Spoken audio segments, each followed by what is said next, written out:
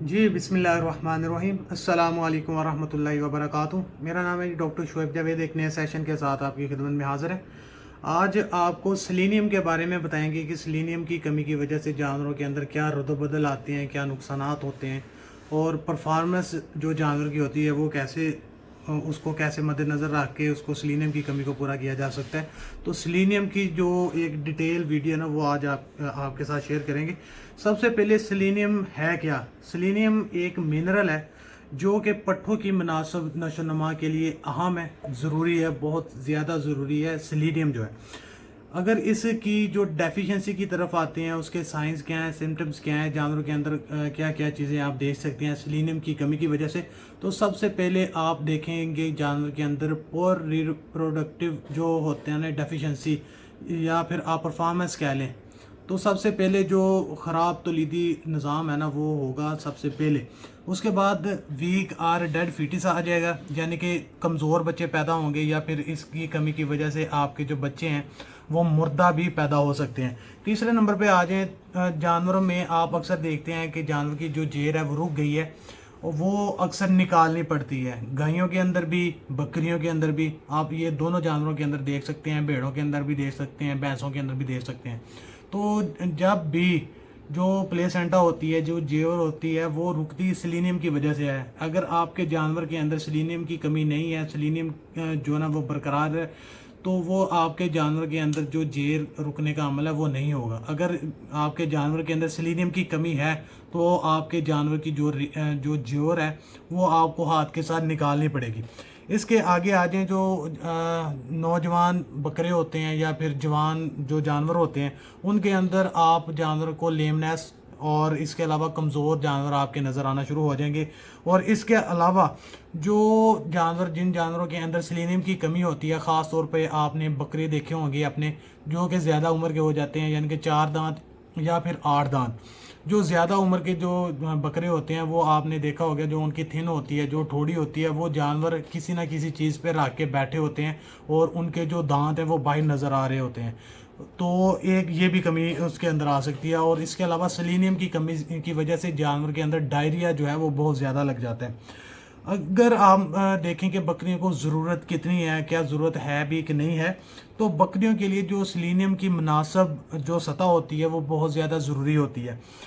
क्योंकि जानवर जो है ना वो दोबारा बच्चे पैदा करने, दूध पिलाने और बच्चे को दोबारा जन्म देने, पेशाब करने और पट्ठों को सही तरीके से काम करने के लिए जो सेलेनियम जो है ना वो बहुत ज़्यादा ज़रूरी होता है। क्योंकि अगर उसने दोबारा बच्चे पैदा करने हैं, बच्चों को जन्म देना है, दूध देने के अमल को, यानी कि दूध बच्चों को पिलाने के अमल को, पेशाब करने और पट्ठों को सही तरीके से, यानी कि इंसानों के या जानवरों के जो भी मसल्स हैं, आप बकरों में चले जाएं, आप भेड़ों में चले जाएं, आप बड़े जानवरों में चले जाएं, कैटल्स में चले जाएं, तो उसके अंदर जो पट्ठों का फंक्शन होता है तो उसके लिए भी सेलेनियम जो है वो बहुत ज़्यादा ज़रूरी होता है। ख़ास तौर पे विटामिन ई के साथ काम करने वाले जो सेलेनियम्स होते हैं वो सेहतमंद दिमागी खुलियात की जो नशोनुमा होती है और सेहत को मदद करता है। और इसके अलावा थायराइड के काम को जो है ना वो करने में मदद देता है। थायराइड एक आर्गन्स होता है, वो सारे जिस्म के जो आर्गन्स होते हैं,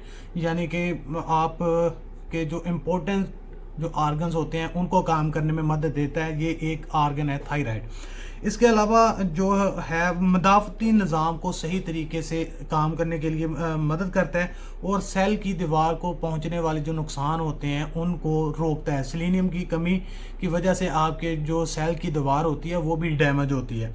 अगर आपके जानवर के अंदर सेलेनियम जो है वो आप देते हैं रोज़ाना की बुनियाद पर, उसकी खुराक के अंदर मौजूद होता है, तो जो सेल की दीवार को पहुंचने वाले नुकसान होते हैं उनसे बचा जा सकता है। अगर आप आ जाएं कि जानवरों को खुराक के अंदर कितना देना चाहिए या नहीं देना चाहिए और बकरियों के अंदर सेलेनियम सेफ़ है या नहीं सेफ़ है, तो सबसे पहले जो सेलेनियम बकरियों के अंदर वो बहुत ज़्यादा सेफ़ है। रोज़ाना की शेड्यूल के मुताबिक आप अपने जानवरों की जो खुराक है, बकरियों की खुराक के अंदर मादनियात का इस्तेमाल करें, उसके अंदर मुख्तलिफ़ किस्म के जो मिनरल्स हैं वो आ जाते हैं। और इसके अलावा अगर आप उस इलाके में रहते हैं जिसके अंदर सेलेनियम की कमी है, तो आप अपनी बकरियों की जो खुराक है, ग़िज़ाइयत देते हैं, तो अच्छी قسم کی جو آپ کے پاس منرلز ہیں جن کے اندر سیلینیم اچھی مقدار کے اندر موجود ہے تو وہ آپ استعمال کریں، تاکہ جو سپلیمنٹس ہوتے ہیں اس کے اندر جو سیلینیم کی مقدار ہوتی ہے وہ اچھی خاصی قسم کے جو ہوتے ہیں اچھے منرلز ہوتے ہیں ان کے اندر سیلینیم کی جو مقدار ہوتی ہے وہ خاصی ہوتی ہے۔ تو آپ نے سب سے پہلے چیک یہ کرنا ہے کہ آپ جو منرل ڈال رہے ہیں اس کے اندر سیلینیم جو ہے وہ موجود ہے کہ نہیں ہے۔